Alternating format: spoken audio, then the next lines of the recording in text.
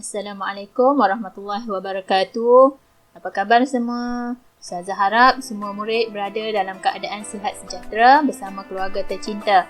Pada hari ini, kita akan belajar Pendidikan Islam tahun 4, bidang sirah yang bertajuk Janji Setia Penduduk Yathrib.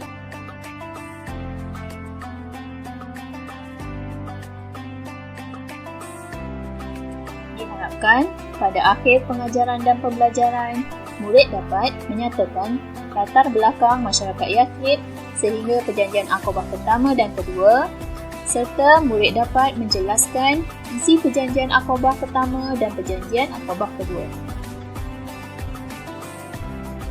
Sebelum kita memulakan pelajaran kita pada hari ini, marilah kita sama-sama memulakannya dengan doa belajar. Bismillahirrahmanirrahim. Allahumma ftah alaina hikmataka wanshur alaina min khazaini rahmatika ya arhamar rahimin. Okey, sebelum kita memulakan pelajaran, murid-murid boleh buka buku teks muka surat 139. Kita mulakan dengan latar belakang masyarakat Yathrib. Yathrib kini dikenali sebagai Madinah. Bumi Yathrib subur dengan pelbagai tanaman dan buah-buahan. Pekerjaan utama penduduknya ialah bertani dan berdagang. Kebanyakan mereka menyembah berhala. Penduduk Yathrib terdiri daripada pelbagai kabilah. Antaranya kaum Aus, Khazraj dan beberapa puak Yahudi seperti Bani Nadir, Qainuqa dan Bani Quraizah. Mereka sering bersengketa dan berperang. Kaum Yahudi mendakwa Nabi terakhir akan lahir dalam kalangan mereka.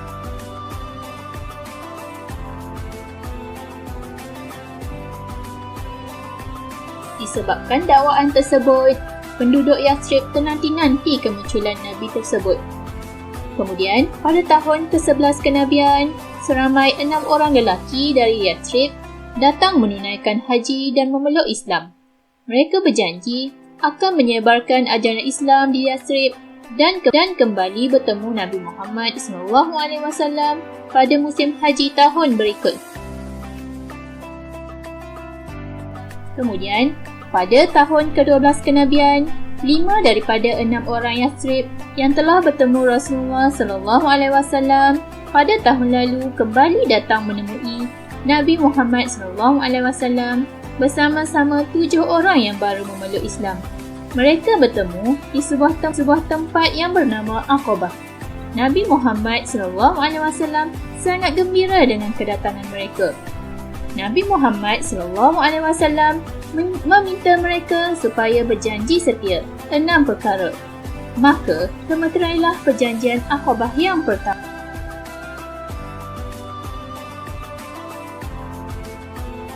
Antara isi kandungan perjanjian Aqabah pertama ialah: yang pertama, tidak syirik kepada Allah. Yang kedua, tidak mencuri. Yang ketiga, tidak berzina. Yang keempat, tidak membunuh anak perempuan. Yang kelima, tidak melakukan fitnah. Dan yang keenam, setia kepada Rasulullah SAW. Mereka dengan berbesar hati mentaati perjanjian tersebut.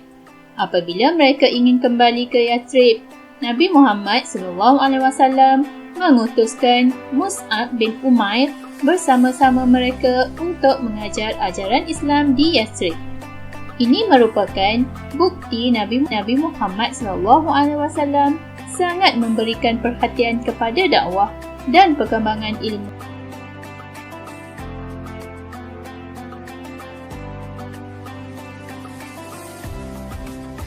Okey murid-murid, seterusnya kita lihat pula kepada persoalan. Mengapakah Nabi Muhammad SAW memilih 6 perkara di dalam perjanjian Aqabah pertama? Sebab yang pertama, kerana manusia tidak ada pedoman dalam kehidupan. Yang kedua, untuk menjamin hak masyarakat selamat. Yang ketiga, kerana akan meruntuhkan sistem kekeluargaan. Yang keempat, untuk menjaga keselamatan manusia. Yang kelima, untuk mengelakkan daripada berlakunya kekacauan dan huru-hara. Dan yang keenam, sentiasa dipimpin ke jalan kebaikan.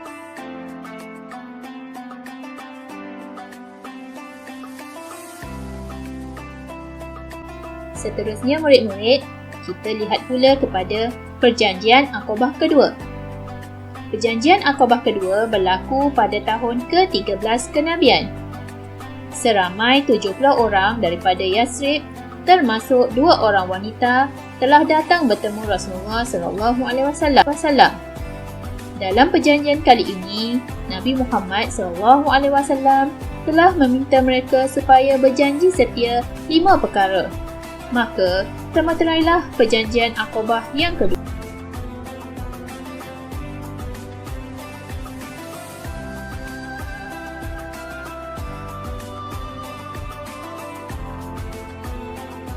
Antara isi Perjanjian Aqabah kedua ialah: yang pertama, mendengar dan mentaati Nabi Muhammad SAW dalam semua keadaan.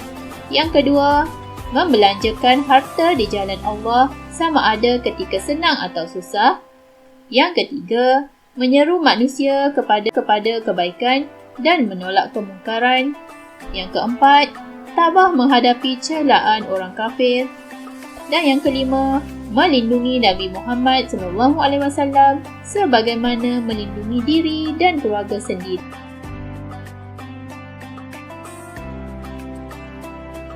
Kesimpulannya, Perjanjian Aqabah ini merupakan salah satu sebab kepada berlakunya hijrah Nabi Muhammad SAW dan umat Islam ke bumi Madinah Al-Munawwarah. Okey murid-murid, sampai di sini sahaja kita pada hari ini.